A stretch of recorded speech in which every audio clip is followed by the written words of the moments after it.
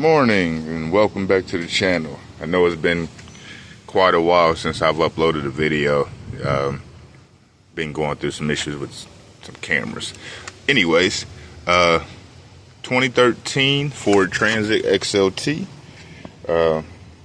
Customers wanting to replace the starter on it. I've seen a lot of videos on YouTube, so I figured I'd make a video on this one. I noticed a lot of people take the oil cooler off and remove a whole bunch of stuff to get it out and in. I can get to my two bolts here. Kind of hard to see, but they're right. Let's see if I can angle the camera down.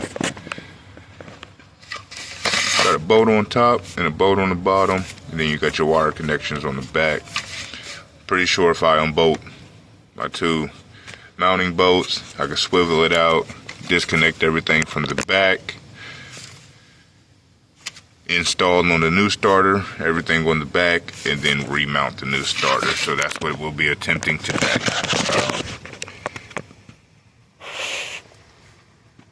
Yes, I don't believe on this model I have to take the oil cooler off, even though a lot of technicians recommend taking the oil cooler housing off. But yeah, sits right down there.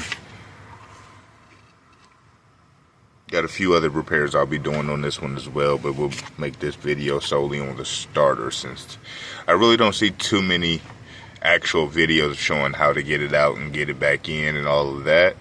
So let's get started. Alright, so starter is successfully disconnected, and I am going to just wiggle it up and out of there. Should come out fairly easy. I believe I have enough room to come out the top.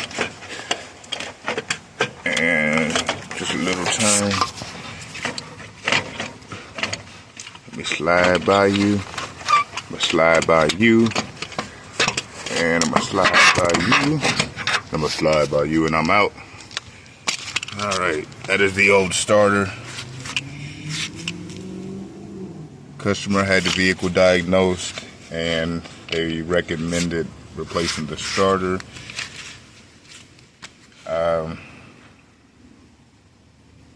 The symptoms that it was having, of course it got other issues, but I don't think it was solely the starter.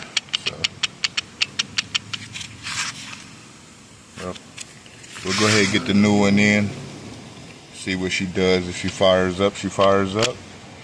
And we'll continue on to the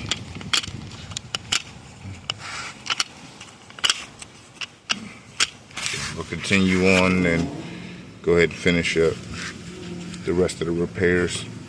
The rest of the repairs are just normal maintenance. Once you get to a certain 1,000 miles and you're using these vehicles for work, you definitely want to keep up on the maintenance. So new spark plugs. I don't think he bought coils. Coolant's a little low, so we'll definitely top that off. Air filter was recently replaced.